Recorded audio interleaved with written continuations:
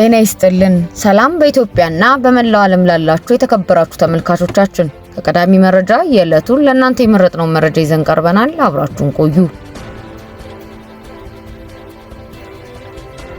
የኢትዮጵያ መንግስት አንደኛው የህወሓት ክንፍ የሀገሪቱ ተቀናቃኝ ከሆኑ የውጭ ኃይሎች ጋር ግንኙነትና ትብብር አለው በማለት ለመጀመሪያ ጊዜ ከሰሰ።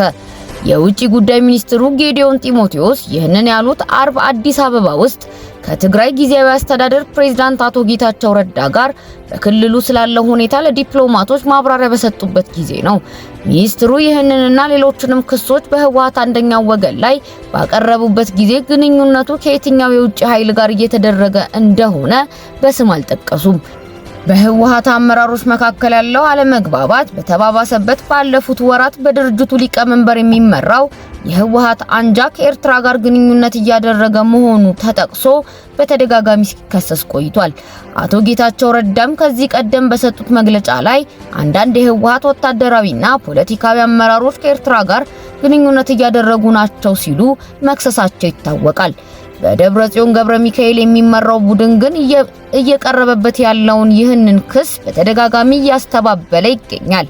ተቀማጭነታቸው አዲስ አበባ ለሆኑት ዲፕሎማቶች በተሰጠው ማብራሪያ ላይ የኢትዮጵያ መንግስት አንደኛው የህወሓት ክንፍ ከውጭ ኃይል ጋር ግንኙነት ከመፍጠር በተጨማሪ ግጭት ለመቀስቀስ ሙከራ እያደረገ ነው ተብሎም ተወቅሷል። የውጭ ጉዳይ ሚኒስትሩ ጌዲዮን ጢሞቴዎስ መንግስታቸው በትግራይ ክልል የተከሰተውን ወቅታዊ ሁኔታ በቅርበት እየተከታተለ መሆኑንም አመላክተዋል። አንደኛው የህወሓት ክንፍ ጊዜያዊውን መንግስት በግልጽ ኃይል ተጠቅሞ ለመነድ እየሞከረ ነውም ተብሏል። ከቅርብ ወራት ወዲህ በትግራይ ክልል የተከሰተውን ውጥረት በተመለከተ ማዕከላዊ መንግስት በይፋ መግለጫ ሲሰጥ ይህ ለመጀመሪያ ጊዜ ነው። ላለፉት ጥቂት ወራት በህዝባዊ ወያነ ሓርነት ትግራይ አመራሮች መካከል የነበረው ውጥረት ከመካሰስ አልፎ በመሳሪያ በታገዘ ሁኔታ የአስተዳደር ተቋማትን መቆጣጠር ደረጃ ላይ ደርሷል። በዶክተር ደብረጽዮን ገብረ ሚካኤል የሚመራው የህወሓት ቡድን የክልሉን ጊዜያዊ አስተዳደር ተሿሚዎች በመሻር የራሱን ኃላፊዎች መሾምም ጀምሯል። ከ6 ወራት በፊት በደብረጽዮን ገብረ ሚካኤል የሚመራው የህወሓት ቡድን የጊዜያዊ አስተዳደሩ አመራሮችና በአስተዳደሩ የተሾሙ ኃላፊዎች እንደማይወክሉት ገልጾ ነበር። የድርጅቱ ሊቀመንበር ዶክተር ደብረጽዮን ባለፈው ዓመት መጨረሻ በተካሄደው 14ኛው የህወሓት ጉባኤ ያልተገኙና በክልሉ ጊዜያዊ አስተዳደር ያሉ የማዕከላዊ ኮሚቴ አባላትና ስራ አስፈጻሚዎች ድርጅቱን እንደማይወክሉም አስታውቀው እንደነበረ አይዘነጋም። የኢትዮጵያ ውጭ ጉዳይ ሚኒስትር ጌዲዮን ጢሞቴዎስ ለዲፕሎማቶች በሰጡት መግለጫ አንደኛው የፓርቲው ክንፍ በግልጽ አመጻ የሚቀሰቅስ ፕሮፓጋንዳ እየነዛ እንዲሁም አመጽ በመቀስቀስ ወደ ግጭት ለመግባት እየሞከረ ነውም ብለዋል። ሚኒስትሩ እንደሚሉት በፕሪቶሪያው ስምምነት መሰረት መተግበር የነበረባቸው የሀገር ውስጥ ተፈናቃዮችን መመለስና ታጣቂዎችን ትጥቅ ማስፈታት እንዲሁም ማቋቋም በፓርቲው አባላት ምክንያት ተስተጓጉሏልም ብለዋል። ከዚህ በተጨማሪ የብሔራዊ ምርጫ ቦርድ መመሪያዎችን አንቀበልም ብለዋል በማለት የፕሪቶሪያው ስምምነትን ችላ እንዳሉም ተናግረዋል።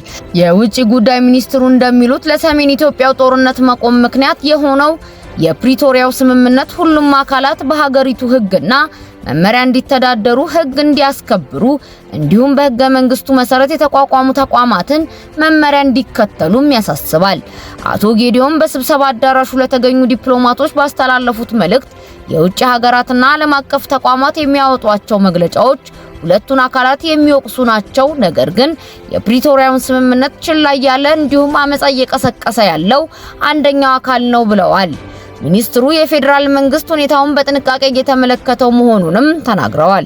ያለንን አቅም ተጠቅመን የፕሪቶሪያው ስምምነት ተግባራዊ እንዲሆን የተኩስ አቁም እንዲቀጥልና በሰሜናዊ ኢትዮጵያ ሰላም እንዲሰፍን እናደርጋለን። የትግራይ ክልል ጊዜያዊ አስተዳደር ፕሬዝዳንት ጌታቸው ረዳ በትግራይ የተከሰተው ቀውስ ከተባባሰ በኋላ ወደ አዲስ አበባ በማቅናት ከጠቅላይ ሚኒስትር አብይ አህመድ ጋር እንደሚወያዩም ተዘግቧል። አቶ ጌታቸው ሐሙስ ከአዲስ አበባ በሰጡት መግለጫ ጠቅላይ ሚኒስትሩ የህዝብን ሰላም፣ የፕሪቶሪያውን ስምምነት፣ የሀገሪቱን መረጋጋት እንደመያዣ ከተጠቀመ አካል ጋር እንዳይደራደሩም ጠይቀዋል።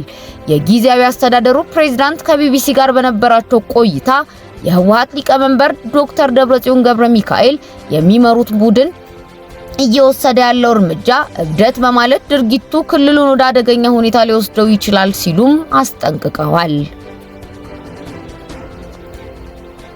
የሩሲያ ተዋጊ ጀቶች የአሜሪካ ጦር ወደ ሰፈረበት ደቡብ ኮሪያ አየር ክልል ጥሶ መግባታቸውን የደቡብ ኮሪያ ጦር አስታውቋል።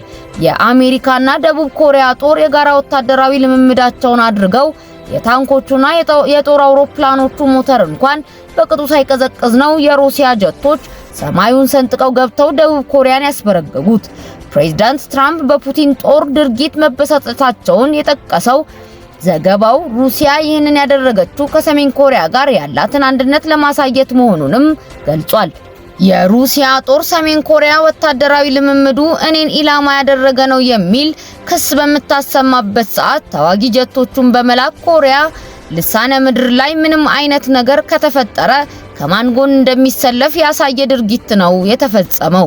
ሰሜን ኮሪያ ከሚሳኤልና ተተኳሾች በተጨማሪ ወታደሮቿን ሳይቀር ወደ ሩሲያ በመላክ አጋርነቷን ያሳየችው ሩሲያ ከአሜሪካ ኒውክሌር ጥቃት እንድትከላከላት መሆኑ ይታወቃል። ክቡራን ተመልካቾቻችን ለሰዓቱ የመራረጥናቸው መረጃዎች ይህን ይመስላሉ። በሌላ መረጃ እስክንገናኝ ድረስ ሰናይ ጊዜ። ታማኝና ቀዳሚ መረጃ ለማግኘት ሰብስክራይብ በማድረግ ቤተሰብ ይሁኑ። ሌሎች ሰዎችም ታማኝ መረጃ እንዲደርሳቸው ላይክ እና ሼር በማድረግ አብራችሁን ሁኑ።